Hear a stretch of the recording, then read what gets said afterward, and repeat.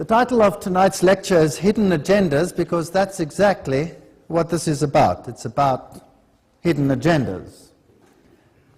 In the previous lectures, we spoke about the origin of secret societies and how they are controlled.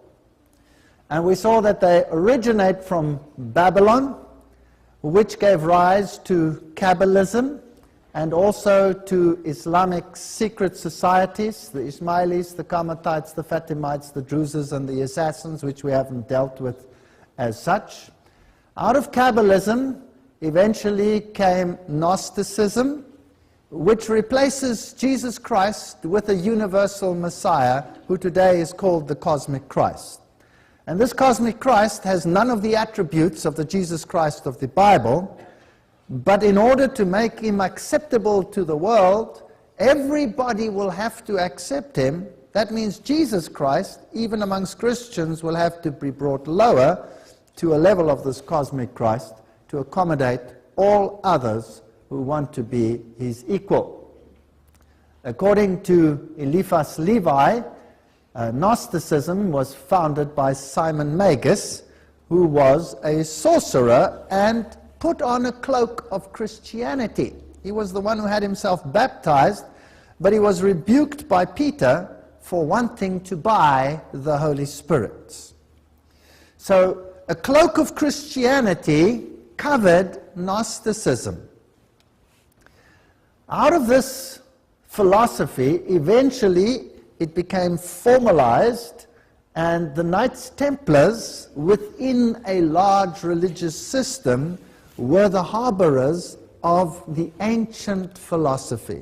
In other words, they were the harborers of the secret of Gnosticism.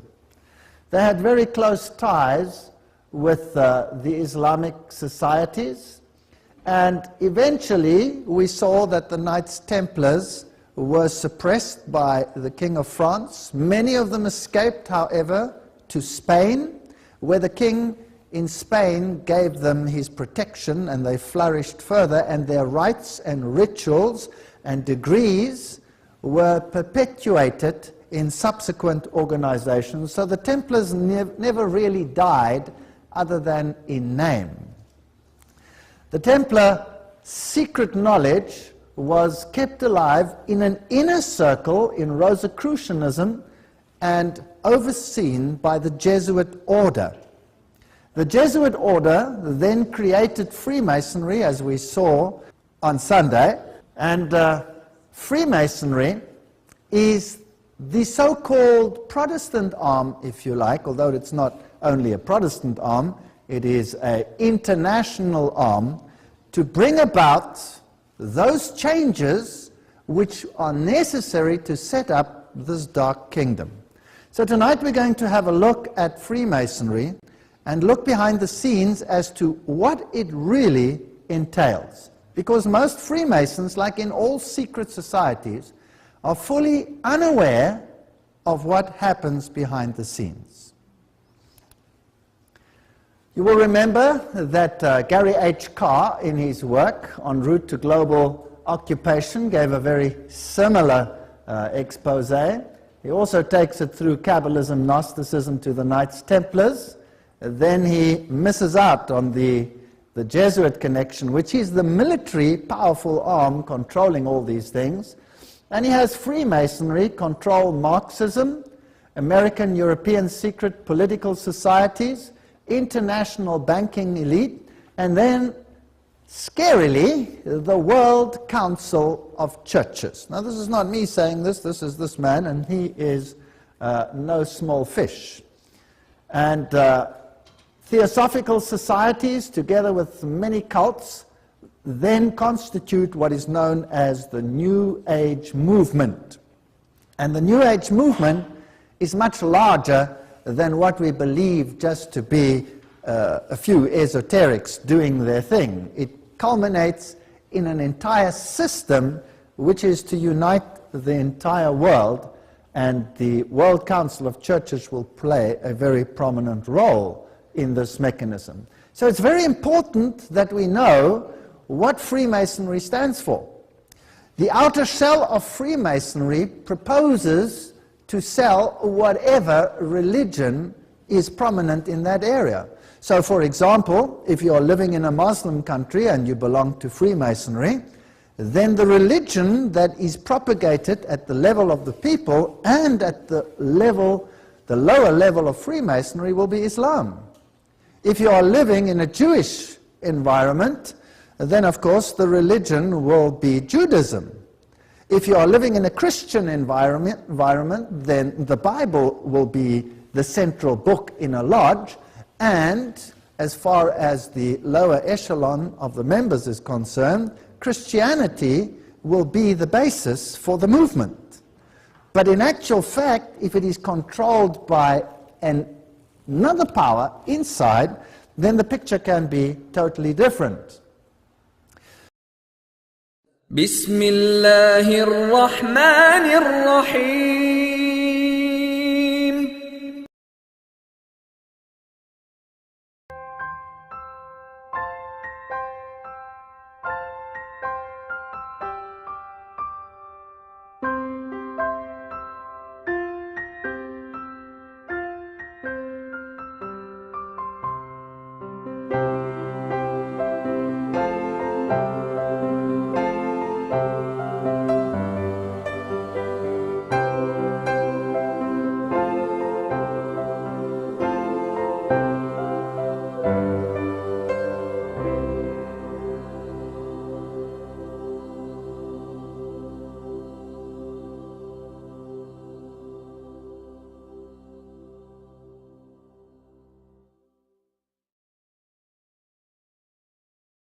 Allah's messenger said to us that Allah created someone who will impersonate the Messiah. Take them for a ride. Get them to believe that he is the Messiah, when in fact he would not. He would be Dajjal, the one who has a PhD in deception, Dajjal, the deceiver. But if he has been released, where is he? Have you ever seen him? Nabi Muhammad alayhi salatu wasalam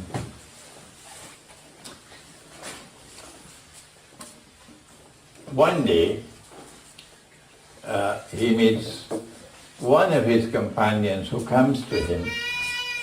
His name is Tamim ad-Dari, a Palestinian who was a Christian, became a Muslim. And he has an experience.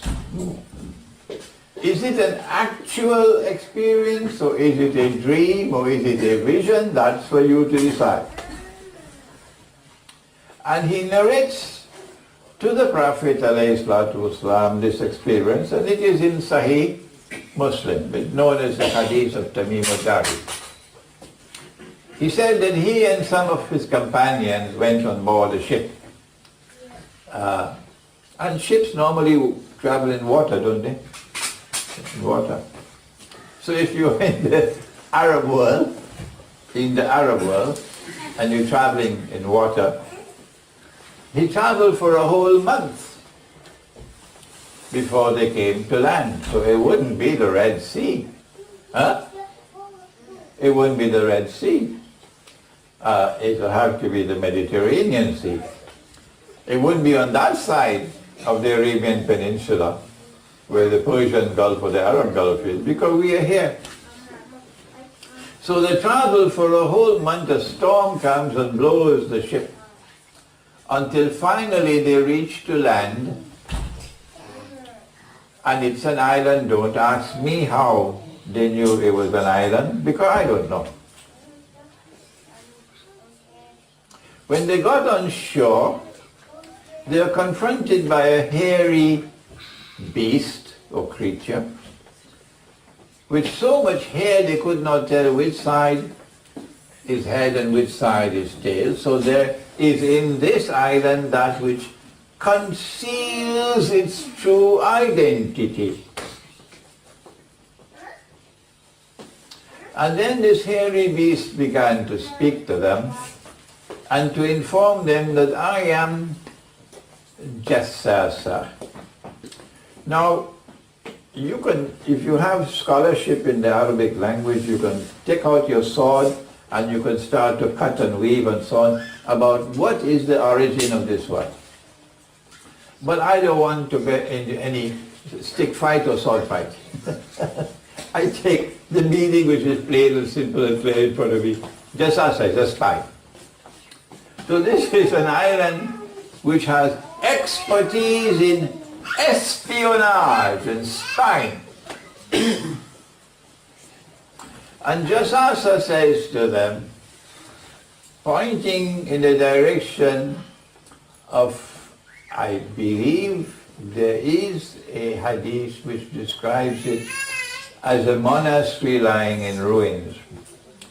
If you can find a hadith, send me a text please of it, a hadith, but he points in the direction of a building in ruins.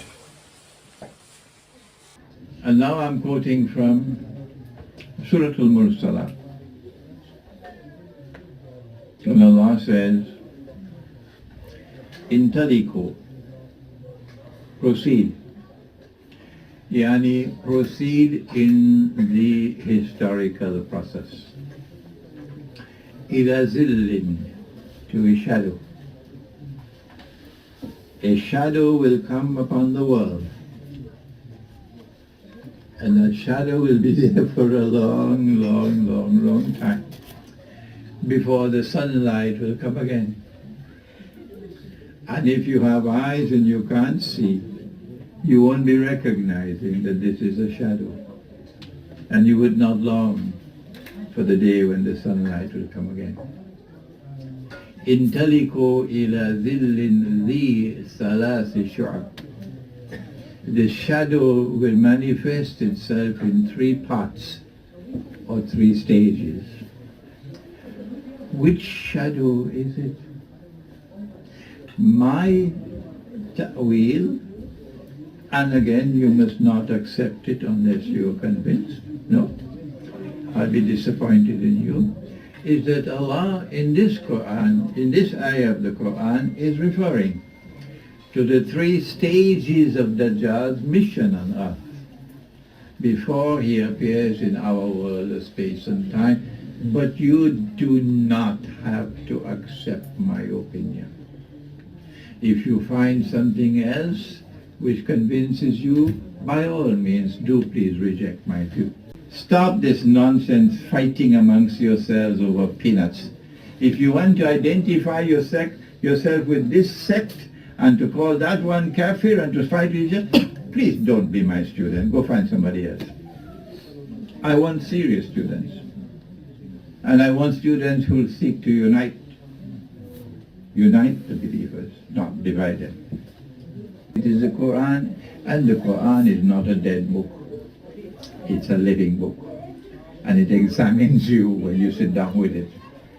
And if you've not been picking up the Quran every day and reciting from the Quran in Arabic, because don't tell me there's an English Quran, that's rubbish.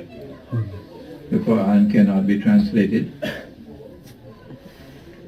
I have 75 years to realize the Quran cannot be translated. No, you can try an explanation of the Quran, but not a translation. It is necessary to recite the Quran every day and to recite it from cover to cover. And when you finish, you start again, and when you finish, you start again. Dada Abba used to do it. But today you have the television, and you have the smartphone, which is not so smart, and you have all the traffic on the road, and so the Quran has to be put aside, see? And the Prophet wants us, alayhi salatu wasalam, to recite the whole Quran cover to cover in Arabic at least once a month. Now, Paul's last journey was a very tumultuous journey. He traveled from the island of Crete, and he was on his way to Rome when they met a catastrophe and they struck the island of Malta. Do you remember that? I discussed it in a previous lecture. I'll just briefly recap. As they were approaching this island in this tempestuous storm, they realized that they were going to be shipwrecked. In Luke chapter 12, verse 37, it says, "Blessed are those servants whom the Lord, when he cometh, shall find watching. Verily I say unto you, that he shall gird himself and make them to sit down to meat, and will come forth and serve them. And if he shall come in the second watch, or come in the third watch, and find them so, blessed are those servants." So the Lord wants us to watch. What does he want us to watch? And what must we look out for? Obviously, there must be something in Scripture that warns us ahead of time what is coming, and we should be watching the signs. We read in the Spirit of Prophecy, the third watch calls for threefold earnestness. To become impatient now would be to lose all our earnest, persevering watching heretofore. So obviously, what they've been watching in the past had bearing on the prophetic events. And what we should be watching now is exactly the same. It must be in harmony with what went before. The long night of gloom is trying, but the morning is deferred in mercy, because if the Master should come, so many would be found unready. God's unwillingness to have his people perish has been the reason for so long delay. So let's briefly look again at the shipwreck of Paul, which we've dealt with in a lecture before. And remember that it says in Acts chapter 27, verse 14, "But not long after there arose against it a tempestuous wind." It's such a beautiful word. Called Euroclydon. So they were in the storm. And the storm is a type of the storm that this gospel ship is heading towards. Howbeit, we must cast upon a certain island. And this island happens to be the island of Malta. And when the 14th night was come, as we were driven up and down in Adria about midnight, the shipmen deemed that they drew near to some country. And when they were escaped, then they knew that the island was called Melita. They knew that the island was called Melita. Shall I repeat that? They knew that the island was called Melita. It was not called Issus. And the barbarous people showed us no little kindness, for they kindled a fire and received us every one because of the present rain. So that's when the Holy Spirit will be poured out, and when the latter rain will fall. And Paul had gathered a bundle of sticks, laid them on the fire. You know the story. The viper came on, fastened it on his hand. Signs and wonders followed the believers. No weapon forged shall stand. So that's the basic typology as I would dare to interpret it. Now we read further, the people are asleep in their sins. And they need to be alarmed before they can shake off this lethargy. Their ministers have preached smooth things, but God's servants who bear sacred vital truths should cry loud and spare not, that the truth may tear off the garment of security and find its way to the heart. So we have a special message. Let's strip it of the non-essentials. Let's focus on what is essential. Let's partake of the meat, which is the gospel and the special message for this time. And then let's lighten the load. Let's throw off the rubbish, which is curtailing us. Let's throw out the wheat, and let's warn the people.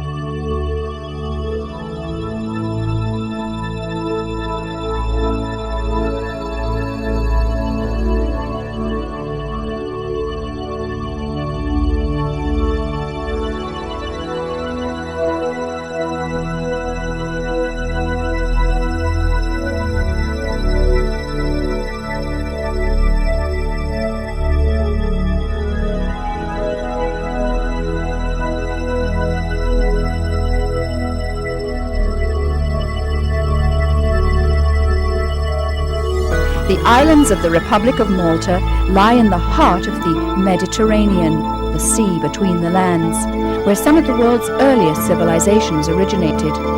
There are two main islands, Malta and Gozo, a small inhabited island, Comino, and two uninhabited islands, Cominoto and Filfla, a protected bird sanctuary. Between them they total only 313 square kilometers. There are no rivers, the islands are rocky and soil is at a premium. Wells are dug down to water tables that sit on blue clay between the limestone layers. Scuba divers on their way to the famed inland sea have to pick their way across fossilized strata. It wasn't always like this. Dense forest once covered the land, and 180,000 years ago, in an era that long preceded the arrival of man, elephants inhabited these islands. Pygmy elephants, hippopotami, and other animals that were completely alien to Malta. Around 1400 BC, Phoenicians from the Near and Middle East began plying their trade throughout the Mediterranean. They were exporting cloth, jewelry, and timber, and were in pursuit of copper and tin. The islands offered a convenient break in their journey, and they sailed into the harbours, their galleys manned by 200 oarsmen. Now you might think 3,500 years later that all that remains of this once great culture are a few cave tombs that have been found. You'd be quite wrong. We had stopped at Marsaschlock to admire the boats.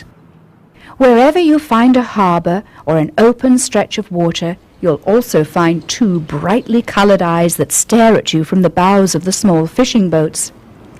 The eyes of Osiris are carefully painted onto the luzus to watch out for danger and protect the fishermen. Along with the colours and graceful shape of the boats, they are a true reminder of the great seafaring Phoenician traders who came to Malta over 3,000 years ago. Crossing over to the island of Gozo, I discovered more evidence of the Phoenicians. Perhaps their greatest contribution to human arts and civilization was the Phoenician method of writing. Adopted by the Greeks, it is the ancestor of the modern Western alphabet.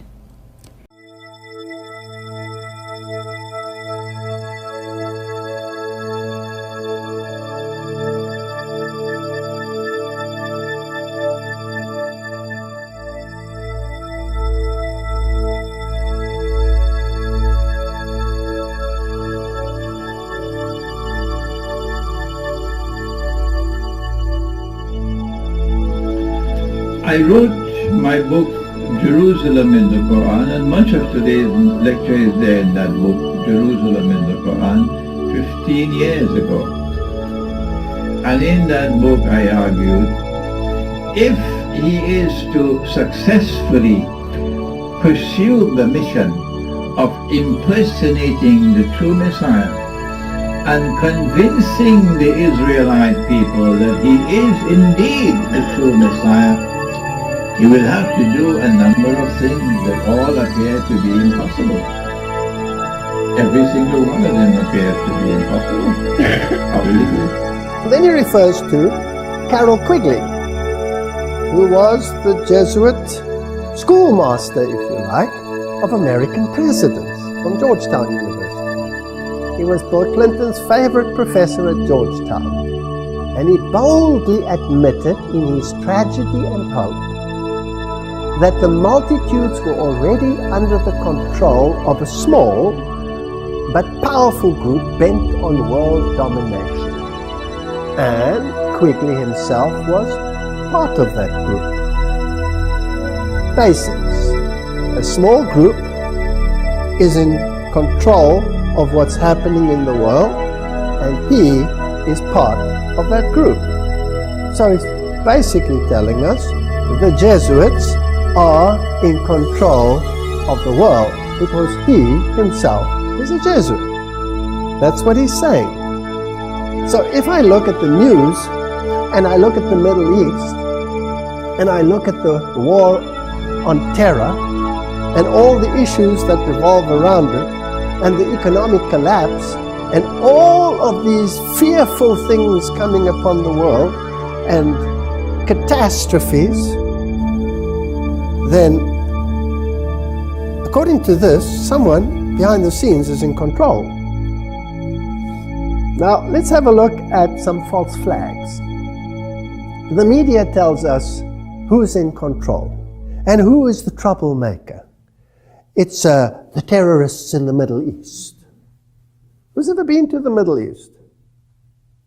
Who's ever seen those countries? Who's ever traveled through Syria? I traveled through Syria from the south to the north and north to the south before it was destroyed. And before it was destroyed, I thought it was already destroyed. It was like going back into the Middle Ages. People on donkeys, riding around with long beards. They were so frightening, I thought the whole world would quake in fear just looking at them. Ridiculous! Ridiculous! And if you look at their society and how they live, there must be something else that is creating that false flag. No, it's the Zionists who are in control. The bankers, the money men, and the Rothschilds. And all of these, they're in control. Have you heard of all of those things? Now, here's an interesting one from the Jewish Encyclopedia. The 1906 Jewish Encyclopedia described the Rothschilds as the guardians of the papal treasure. Even their Jewish encyclopedia describes them as the guardians of the papal treasure. Now, this word Rothschild is, of course, a total mispronunciation. It's a German word, and it means Rothschild. And Roth is red, and Schild is a shield. Now, who were the ones who wore red shields in war? It was the Roman army. The Roman army marched with red shields. So, this is the Roman army. These are front Jews. They're not Jews. They are front Jews. They are papal Jews. So they are people in disguise. This is what they are. I want to first give a little bit of background as to how the whole system has been set up. Because the Bible calls the devil the deceiver, doesn't it? So deception is his game. And he's had plenty of experience in it, and he's very good at it. And he's learned a couple of tricks through the ages. Now, we know that the papal system has a militia, has an army, and they are run like an army, but they don't have the hardware. They use the weaponry and the hardware of nations in order to do what they have to do. But in order to do that, they must have control of those nations. Else who would do their bidding? Isn't that so? So let's see how these military orders operate. And the two that are, of course, particularly prominent are the Knights of Malta, which is the oldest military order in the Roman Catholic system. It existed before the Crusades. And then the Jesuits, which became the specialists overseeing the running of operations.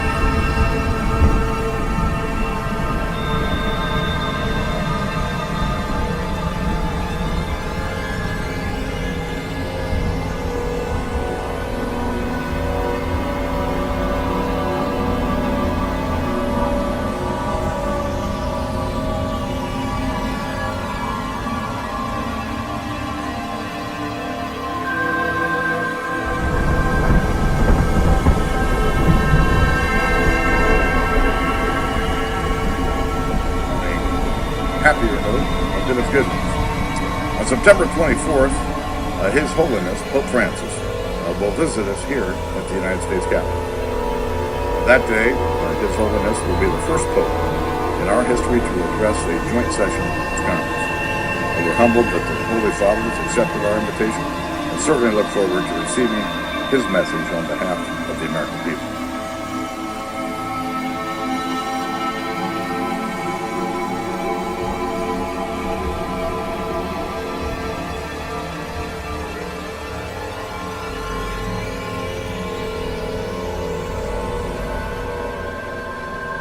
Mr. President, final question. Yes, sir. You said famously, when you looked into Vladimir Putin's eyes, you saw his soul. Yeah. When you look into Benedict XVI's eyes, what do you see? God. Good way to end the interview. Thank you, sir. Thank you, sir. My pleasure. Thank you. When you look into Benedict XVI's eyes, what do you see? God. When you look into Benedict XVI's eyes, what do you see? God.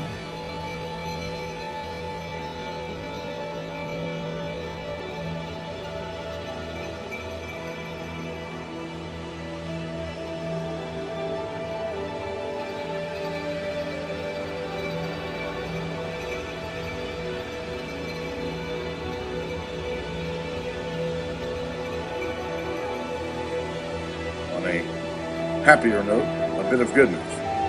On September 24th, His Holiness Pope Francis will visit us here at the United States Capitol. That day, His Holiness will be the first Pope in our history to address a joint session of Congress. We're humbled that the Holy Father has accepted our invitation and certainly look forward to receiving his message on behalf of the American people.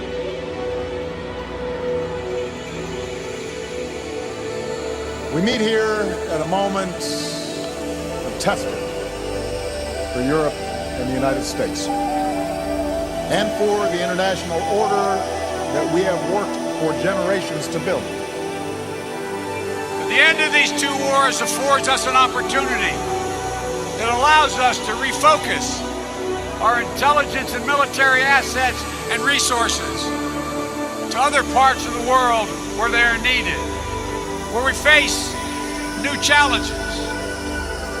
This is the world you are graduating into. This is what I want to talk about today with you for a few minutes. I believe we, and particularly you, your class, has an incredible window of opportunity to lead in shaping a new world order for the 21st century in a way consistent with American interest and the common interest. Think of the possibilities. For the first time in history, the Western Hemisphere is in a position where it has the possibility of being middle class, democratic and secure, from Canada to Chile. The Pacific Basin, peaceful and prosperous. A new relationship with China, where we cooperate and compete, but where conflict is not inevitable. A revitalized global trading order defined by greater integration and economic growth, where barriers are lowered at the borders and behind our borders, generating millions of American jobs, where intellectual property is protected and the playing field is level, and where major powers come together to deal with the challenges of our time and require us all to act in concert. And there are many challenges, including violent extremism is becoming more diffuse, countries emerging from chaos in the midst of war, challenges with the international order on the high seas and in the skies, emerging threats in cyberspace. For the first time in world history, the use of corruption and oligarchs as a sinister tool in the conduct of foreign policy. That day, His Holiness will be the first Pope in our history to address a joint session of Congress. first time in world history, the use of corruption and oligarchs as a sinister tool in the conduct of foreign policy. We're humbled that the Holy Father has accepted our invitation and certainly look forward to receiving his message on behalf of the American people.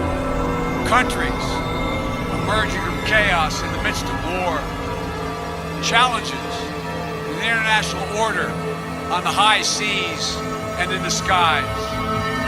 The fall of Ramadi has galvanized the Iraqi government. So with the additional steps I ordered last month, we're speeding up training of ISIL forces, including volunteers from Sunni tribes in Anbar province. There were major powers who come together to deal with the challenges of our time that require us all to act in concert. And there are many challenges, including violent extremism,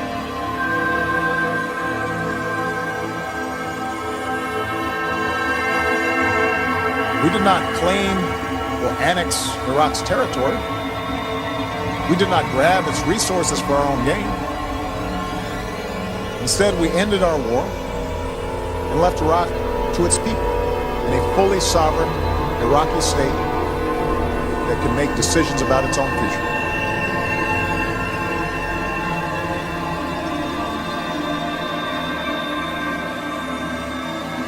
For the first time in world history, the use of corruption and oligarchs as a sinister tool in the conduct of foreign policy. But order and progress can only come when individuals surrender their rights to an all-powerful sovereign. A lot of our history comes from Rome. We have to recognize that. It was old Gibbon who said that when the wars are fought, the victors tell the story. I'm not giving his words exactly, but that's the gist of what he says. He says, in other words, it is the victors who tell the story. So if you're a defeated Christian small group, then your story is told from the standpoint of those who conquered you. And Pelikan, the modern American scholar, says, and there is no other way, many times, to tell the story.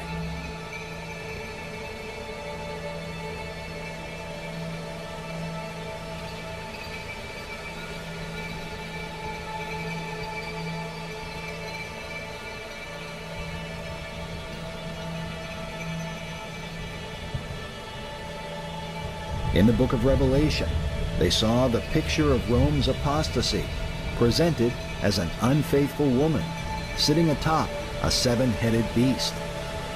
And upon her forehead was a name written, Mystery, Babylon the Great, the mother of harlots and abominations of the earth.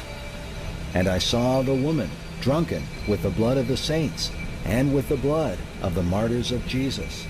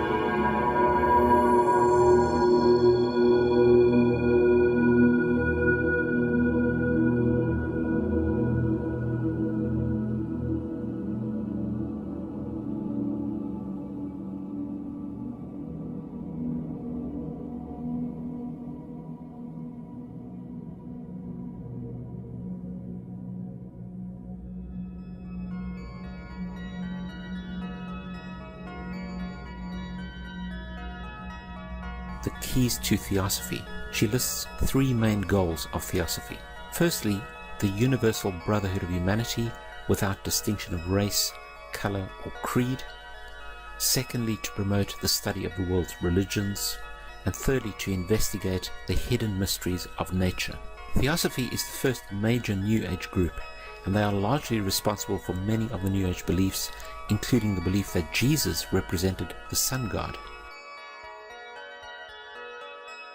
The global elite are New Age occultists who adhere to New Age dogma and are responsible for this trend of discrediting Christianity, Jesus Christ, and Christian New World Order researchers. This trend is a monolithic and ruthless conspiracy that is coming into fruition at the end of this age. The occult community is full of secret societies that practice secret oaths, secret meetings, and secret occult practices. This implies that they have something to hide. The Bible says that what is done in secret will be brought into the light. God does not keep secrets, but has revealed truth to us in the Bible. At the heart of all occult teachings is pride, that their secrets are only for the select few. It caters for an elitist mindset. At the heart of all they teach and do is the attempt to discredit the true God, the deity of Jesus Christ, the Bible, and Christians in general. Now in Ephesians 6 verse 12, the Bible reveals that we do not wrestle against flesh and blood, but against principalities, against powers, against the rulers of the darkness of this world, against spiritual wickedness in high places. So we can see that this is part of a spiritual battle. It's not people that we're fighting against. These ideas and ideologies and so-called spiritual principles come out of the demonic realm. These are spirit beings that are peering to these occultists and seeding their lies into their writings, into their minds, into their spirits. And of course, these doctrines of demons are then taught as so-called truths or spiritual revelation. Quote, "It will be fought largely with mental weapons and in the world of thought. It will involve also the emotional realm from the standpoint of idealistic fanaticism.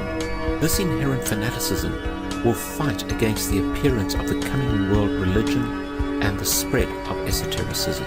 It must not be forgotten that only those souls who are on the probationary path or the path of discipleship will form the nucleus of the coming world religion. There is no question, therefore, that the work to be done in familiarizing the general public with the nature of the mysteries is of paramount importance at this time. When the Great One comes with his disciples and initiates, we shall have the restoration of the mysteries and their exoteric presentation as a consequence of the first initiation."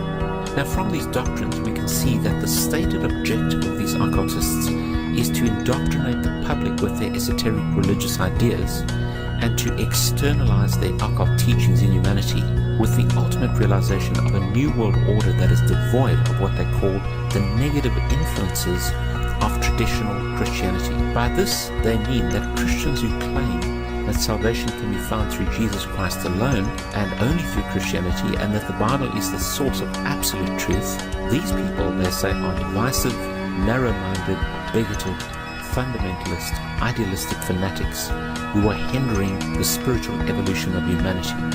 In other words, Christians are holding back the planet and retarding human progress on the planet. Here is a quote by Zygmunt Brzezinski. He says, "The tectonic era involves the gradual appearance of a more controlled society. Such a society would be dominated by an elite unrestrained by traditional values. Soon it will be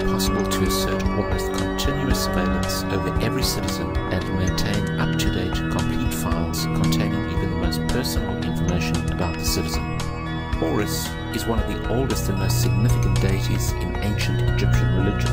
Horus served many functions in the Egyptian pantheon, most notably being the god of the sun, war and protection. He's known as the god of vengeance, the god of the sky, protection and war. Now what many people don't realize is that America was founded by the Freemasons of Europe as a Masonic experiment. That's why, for example, New York is named after the York Rites of Freemasonry in England, New York. And the Statue of Liberty, which was donated by the Freemasons of France to America, is in fact a statue that signifies a spiritual evolution where man becomes God through spiritual enlightenment. This is why you have like these rays of the sun around the head of this goddess Columbia, which is standing with this flame or the light. This all signifies that Lucifer, the light bearer, brings enlightenment to humanity.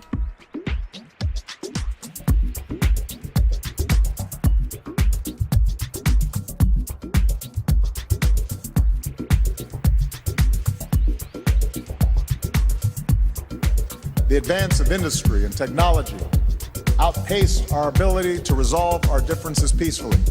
Some are inherently superior to others, and we face difficult decisions about how to exercise our power.